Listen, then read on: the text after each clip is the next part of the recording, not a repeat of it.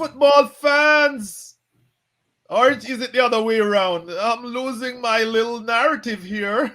Good morning to you, wherever you are. I guess in India it is in the evening, in the east, where the sun rose a long time ago. Chit chat. But I guess that's the most amusing thing you'll hear from us today. Trashed again by Liverpool George. Nothing new. We've gone up there and taken some real hiding. But is this the same old Arsenal? Is my concern. Because can we move forward? The stats, George, are horrible to look at. Liverpool had 63% possession. I'm absolutely right. We had 37. They had far more shots than us. 10. They had 19 shots. We had 5. Reading here, and I don't have my glasses on. They had more shots on target. Our man of the match was Aaron Ramsdale, 5 great saves. Alisson only had to make 3 or 2, I think. And they weren't hard, except for the one that he tipped over the bar. But George, it's nothing new. Is this the same old Arsenal? I wish it was the same old Arsenal. Me too. I'd pay £100 a month for it to be the same old Arsenal. It's not the same. It's the manner of defeat, not defeat, and not the scoreline even. I mean, yes, and I mentioned that to you. Go ahead. 4-0 didn't flatter Liverpool. It flattered us. Yes. And people say, oh, we were in the game until the 35th minute. No, we fucking weren't. How were we in it? We set up with no chance of winning, no chance of playing well, no attempt. Apparently, it seemed to try and win the game. How were we in it? What exactly were we in? We were clinging on.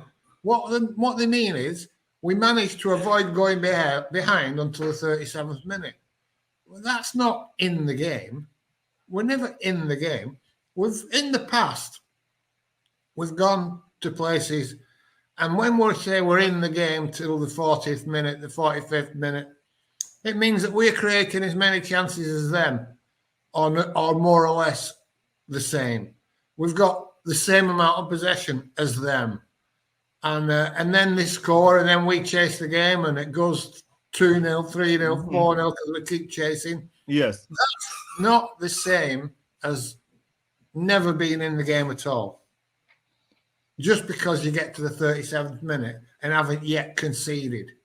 You know, it's a nonsense theory that we were in the game, or it's the same Arsenal because we've lost heavily before.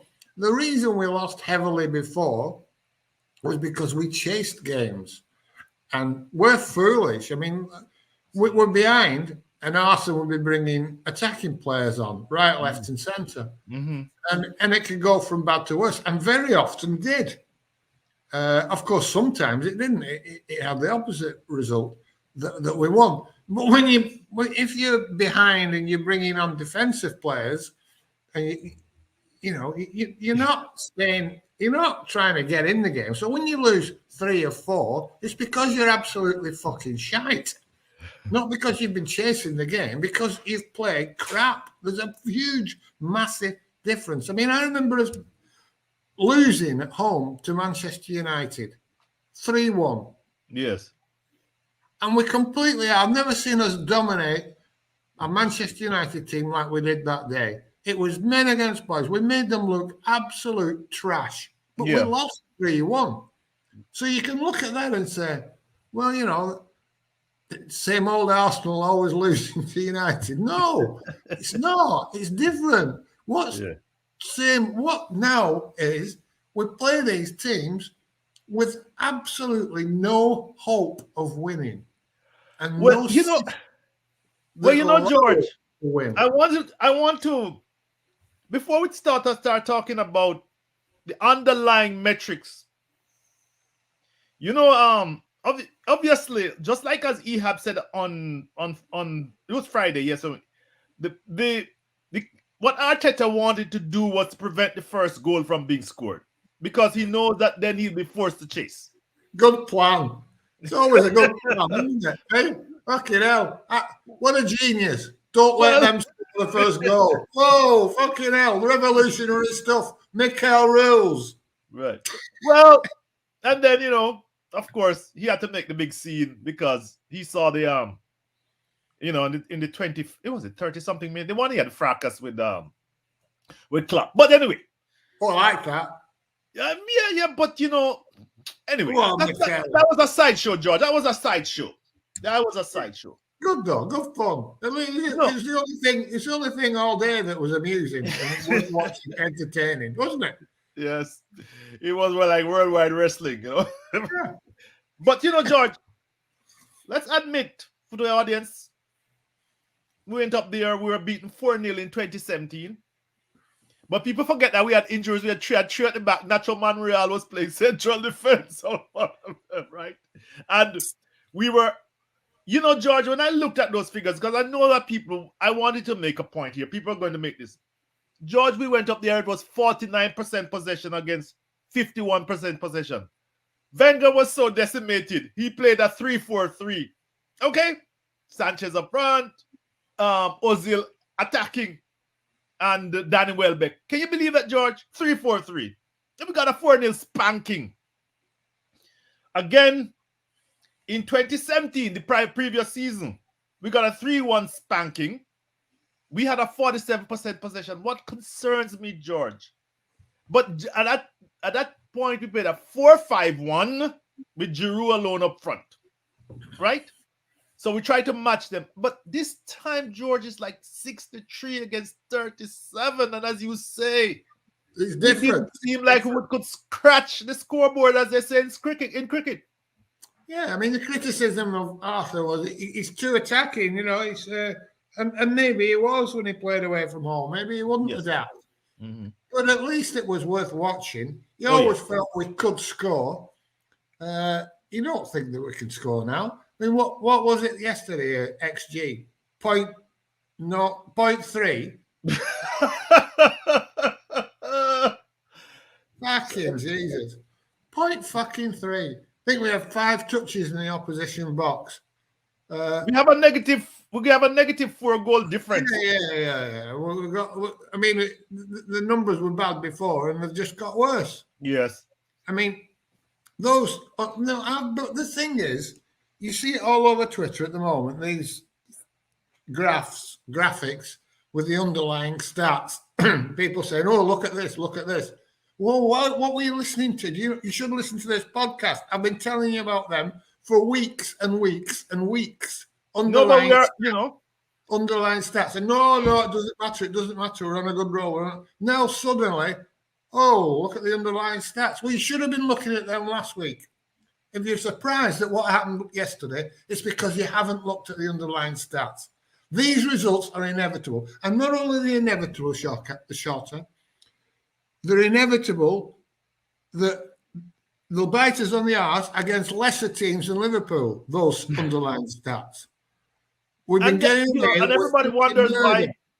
We have been getting away with murder, and you cannot get away with being 19th in fucking chances created and having 7 open play goals, right? 12 games, 6, and those open play goals were bundled in, George. Were bundled in those open play goals. Remember the one against like Norwich? It wasn't even from build up play. You know what I mean, George? They weren't like we created and then we got. No, two of them were the ball just happened to land in front of bloody Emil Smith Rowe. And he right. You say they're not good build-up plays, but you cannot look at those underlying stats and be surprised at what happened yesterday. I mean, we went there. They're saying, there's only 2 points difference. Well, look at the goal difference. It was 20-8. That's right. George, they're liable to outscore us at a horrendous rate, and that's what they did. And like I say, it wasn't in any way flattering to Liverpool. Well, It George. wasn't. A man of the match was fucking Ramsdale again. Exactly. Five And brilliant saves. And we still lost 5 great 4-0. saves. We still lost 4-0. George, all right, this is going to disappear very far from Twitter because people don't, these things. I'm not telling you this graphic is going to disappear very soon unless people only use this when they want to hammer Arteta. But goals, we are 14th in the PL. 14th. Open play goals, we are 19th as you referred. XG, we are 12th. Big chances, 19th. We just talk about chances. Shot conversion, 16th. Possession, 13th. George, these are mid-table to relegation stats. And I made a point after the Leicester game that after the first 2 goals, we were battered. And people came on the podcast and said, oh, but you don't know what you're saying. I said, we were battered after they got to grips with us. And if you play against it, they just couldn't score. And if you play against a good team, you are going to be torn apart. No. I'm like, aren't you watching what I'm watching? Well, did you remember that game, George? Of course I do. Not only that game, Crystal Palace. Yes. Completely outplayed us. Brighton, totally outplayed us. Oh, that... Absolutely. And somehow we're getting results and people are going, we're defending better. We're not defending better. Oh. If the fucking man, I keep saying this, if your goalkeeper's consistently man of the match, which he has been, 4 out of the last 5 games? Of course, ever since he came on. 4 out of the last 5 games, I think. But anyway, how can you be defending better? Yeah, it's not good defending. George, I went on what's that site called? I love to go to them because they have graphics. Whoscored.com. Because they always have a graphic of the hot zones, the heat zones. Yeah. Our heat zones were right in front of our goalkeeper. in our penalty area. Liverpool's heat zone was also in our penalty area. That's right. Have a good laugh.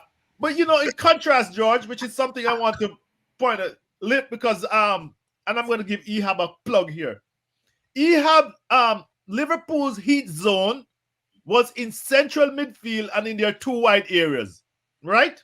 They pressed you in central midfield, take possession, and then spread it to either Mane or Salah, right? Even the young left back they got was attacking us. Timikas, I can't even pronounce his name. We were at our the red zone is in front of good old Ramsdale. Don't you see that? That is horrible football. I'm like, oh, come on, guys. And we've been trying to say this for 10, 11 games. George and I come on every week and say, you know what? Yep, look like we're getting better. But the underlying metrics are terrible. But yeah, we are getting better, though. That's the point. We are getting better. Yes. Because we were absolutely dog shite. We were relegation bad. Yes. And we're not relegation bad anymore. We're just mid-table bad. So we've improved. But we've improved from a position where Mikel Arteta's put us. Emery was never this fucking bad. And he was bad. Yes. Because you know what Emery did too, George? He surrendered the center of the central midfield. And I want to point this out, George. I looked at the game and I said, what is different? What is the hope for us? And I said, George, our central midfield is shocking. Liverpool just played narrow with 3, and even the reviled Oxlade-Chamberlain looked like world-class Zinedine Zidane, taking balls away from us, spraying passes, and we just could not progress the ball. And hardly anyone wants to mention this. The Sambi Lakongo Partey combination was horrible, guys, and it's not. Arteta needs to do something about that. And the great 4-4-1-1 formation. He's going to tear that up. And I'm predicting that. I told you he doesn't have a system that he relies on. He's going to tear that up in no time because he realized that it could not work. George, am I off? I'd like to ask you, am I off my rocker?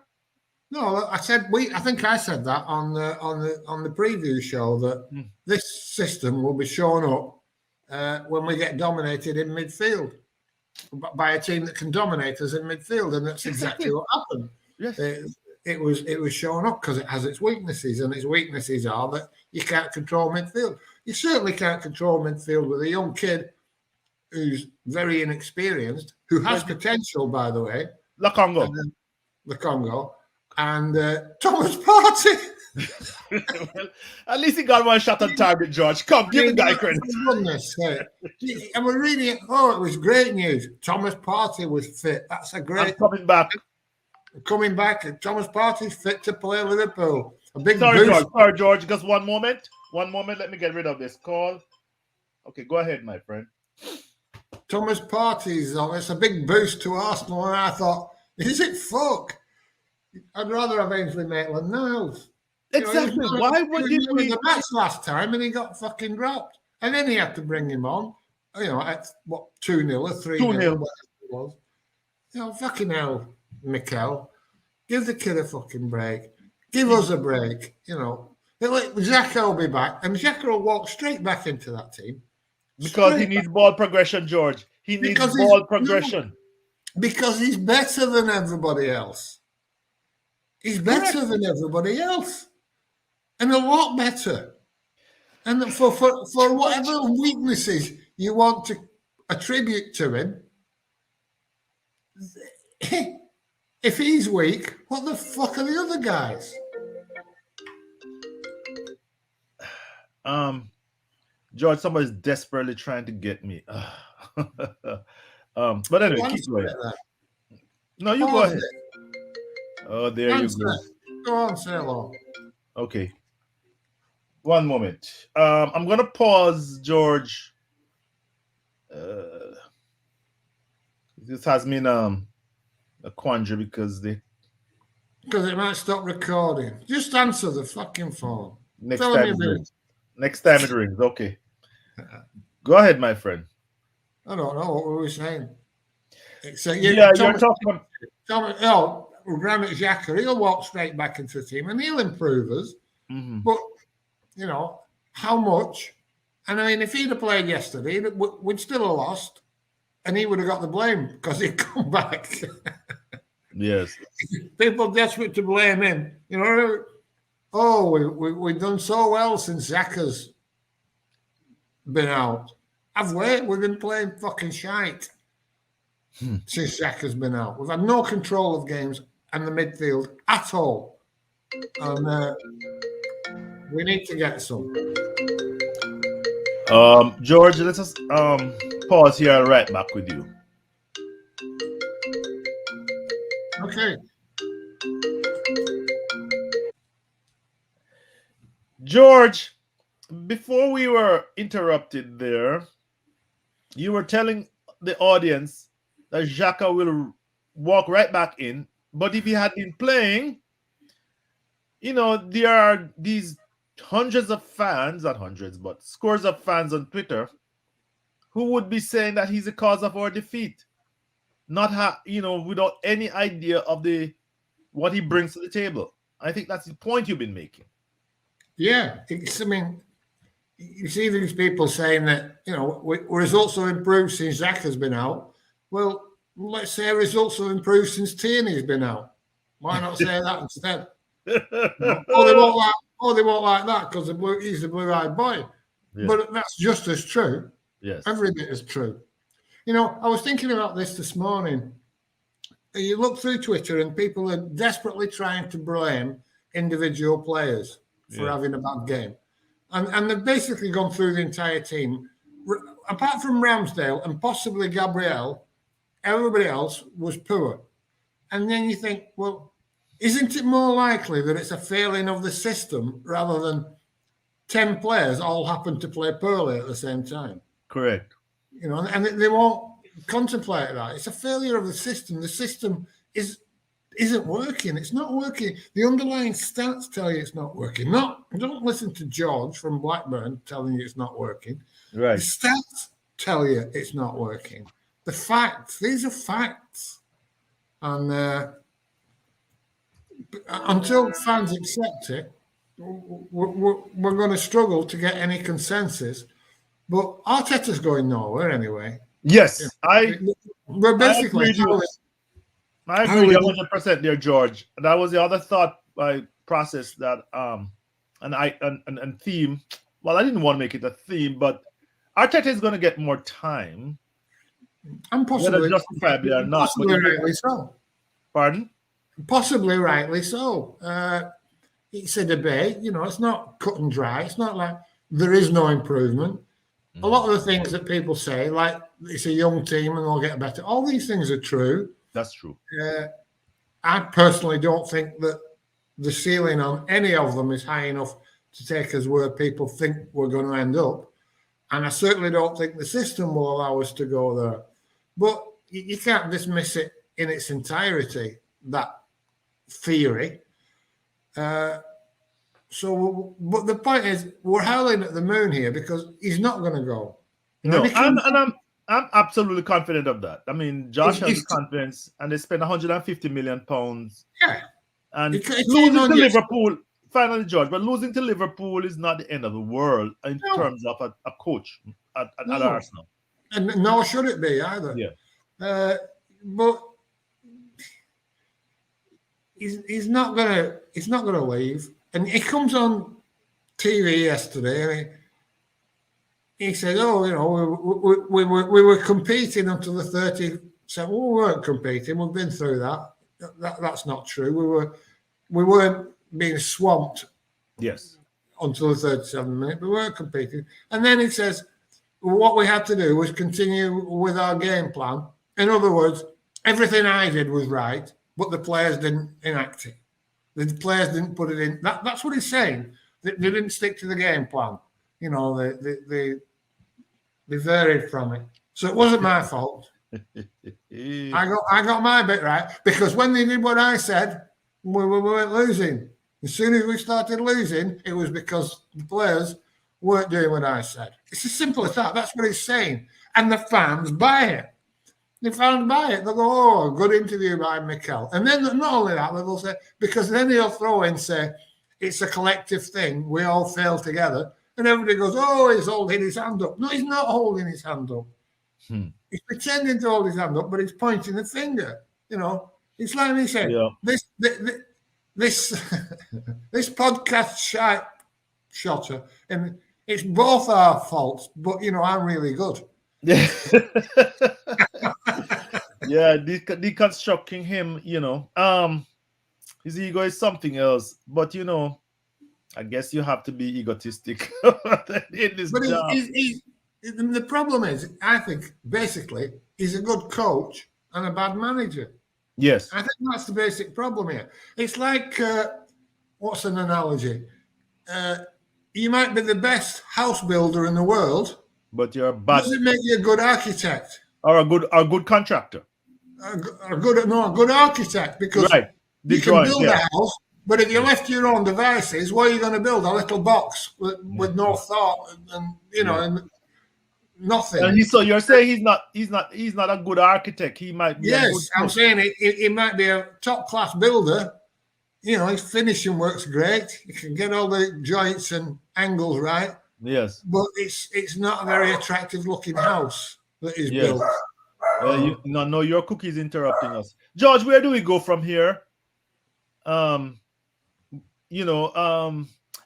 for one, I'm gonna predict again. I said it earlier in this broadcast that he's gonna can the system. He's gonna can because he's gonna can Nuno Tavares because somebody has to be hung out to dry. I don't know, and George, I think that he should be using Ainsley Maitland-Niles as his central midfielder. Should be a shoe-in. He should be locked in the first 11, but I don't know if he's going to do that. Your thoughts on all these things I've said? I agree with you. Somebody will pay the price, and it'll probably be Lacazette again. You think?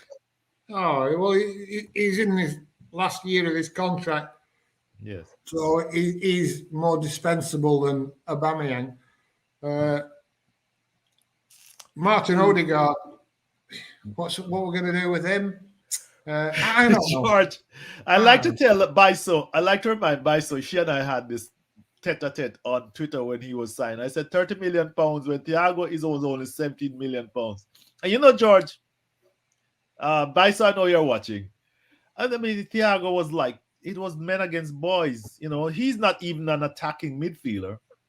But he ran the show until he came off. And I was like, you know, this guy was, where was that? Bayern? Is he the one who was at Bayern? But you know, let's be fair. Yeah. He's a seasoned right. And Odegaard is just a young proven top class. Right. Martin Odegaard was a prospect. He's never been top class. He's only ever been a prospect.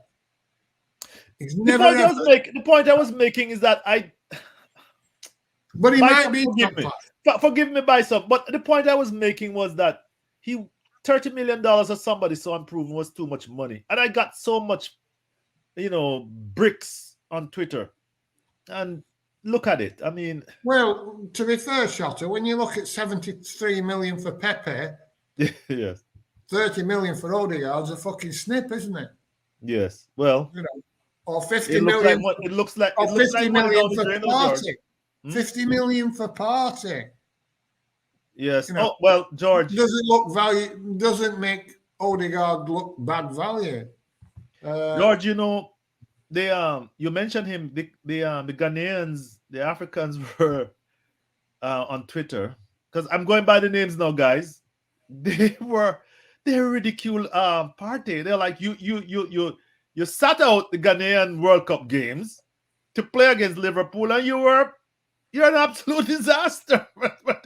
And there are other people who, from English sites at least, who are beginning to say the same things. Hey, where was Partey all this game? They don't want to hold up their hand. But again, yes. Why point the finger at Partey? He was crap, but so was everybody else. Yes. So to go back to the point, is it more likely that it's a failure of the system or that every single player plays badly at the same time? I mean, you look at Manchester United yesterday, they were awful, absolutely fucking awful. Yes. And you can say the players underperformed, the players weren't trying, whatever it is. No. But it's a failure of their system because they've got good enough players to be in the top four easily. So it's not the players, it's the system. It's the manager. George, when we did the review, the 11-game review, thanks people for those who watched us eventually. I said that if Ole kept losing games, the Glazers were going to fire him because this underlines, they have to make Europe. And so said, so done. And I'm thinking, George, that those who think that we're going to make top four, this is the point I was making. It's only 11 games, correct? 11 PL games or 12? 12, I think. Right. So there are 26 more games to make up points. Manchester United is not going to be content with coming sixth. You know what I mean, George? So but they're going to struggle because they're going to have to find a manager from somewhere, and it's not that easy. They're talking about getting an interim manager in. And using Phelan again, Phelan as manager before. So they're in this shit. But people that say, "Oh, we can still get top four because we're fifth now," that's true. And I said this on Friday last time. Yes. If we step forward from now with this platform we've got of being fifth, we have a chance of getting top six or even fourth place, not top four, fourth place. Let's be honest about this. We ain't getting first, second, or third. Yes. But that the underlying stats suggest that we've no chance of doing it. That's the We problem. have to improve massively. The improvement that we've seen, and there has been an improvement, keep saying it again, even with the improvement we've seen, we're still massively short of getting top four, performing to that level. You cannot perform the way we've been performing, even in this unbeaten run. You cannot continue to play like that and gather enough points to get into the top four. It just cannot happen. It's impossible. You know why, George? It's impossible. You know why you're right, George? Because over the long haul, it catches up with you. You can perhaps get away with that over a game of, like even 22 games. Exactly. You can, but then, the wheels fall off. Teams figure you out. What about Newcastle coming up?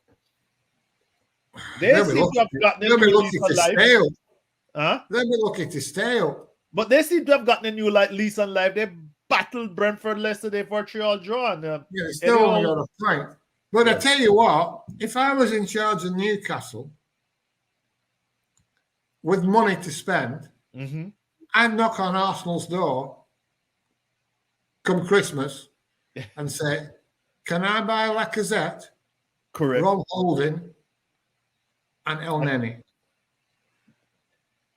And, they would have 3 good players. They would have 3 good players who would vastly improve their team. By the way, Holding played in 2017 or 2016 against Liverpool. And he's been cast aside. He was a hero of our last. You remember the last FA Cup win? He was the hero. Well, him and Per, yeah. Yeah, I know. I was gonna add Per, but again, we saw. I like Ben White. I do. I think he's a good player. But I said at the very beginning, I didn't like him in a 2. It has to be a 3. And his shortcomings were horribly exposed again yesterday. Because Mane, because Mane, Mane is a. By the way, George, what is the comment on Mane? But Mane is a good player, very good player, and he is smart. He knows how to attack the space between the fullback and the center half, and he gave Ben White fits. Of course, he's very physical. What are you apart from Ben White, what you thought about the Mane thing? Because he clouted a couple of players, and that he's part of that incident with Arteta. I wanted to ask you about that. What about the incident where he? No, Mane against White. Yeah, he exposed him, but Mane will expose a lot of players. Oh yeah, let's be fair. But I just don't think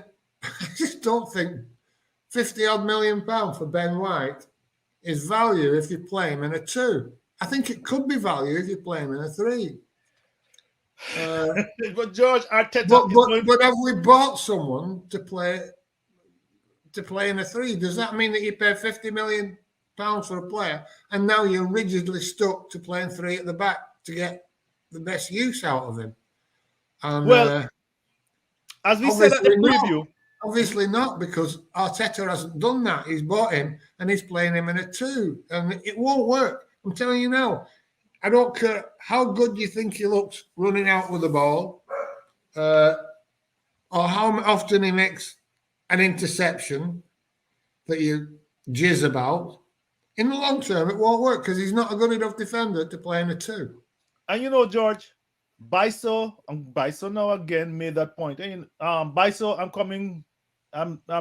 I'm giving you props because the assholes were trying to say that you don't know what you're talking about, by the way. But Biso made this point very early after the Brentford game, or whenever the first international break, when she came on in our review, and she said, Arteta bought him to play in a 3, and then all of a sudden now he's gone to a 4 after the disaster at Brentford. You remember that, George? I don't remember that, but I agree with her if she said that. She probably heard me say it. Yeah. But The point I'm making is that this is an observation we made earlier. People, George. And look at thingy, Tomasaki. Oh, have I got his name right? Tomasaki, the Emperor. Yes. Oh, Tomasaki. Yeah. He's a good defender in as much as he's a big lad. He gives us more strength in aerial battles. Yes. Around the box, which probably helps Ben White. He might have been bought to help Ben White so that we can play Ben White in a 4. But it's so limited going forward. It's a joke. Exactly. You think Hector Bellerin was 3, George, 4, 5 times the player. George, you're taking the words from me. And somebody made the point. You got rid of Bellerin. You got rid of who you saw was your soul of, right? And I was looking at Tomiyasu yesterday, George, and he, just like you said, I mean, we could do with Bellerin's mistakes, but at least provide a cross. Yeah, but what people don't understand is, and they don't seem to want to accept, is that if you said to Hector Bellerin, stay back more, right, he would be a more effective defender. Yes. Like the Emperor is. Yes. Because he's in position more often. Hector was out of position more often because he was joining in the attack. Right. But that's the trade-off you play for modern fullbacks. Yes. Look at fucking your man at Liverpool, Trent Alexander-Arnold. Yes. He's a shocking defender. And fucking shocking. But look at the crosses he puts in.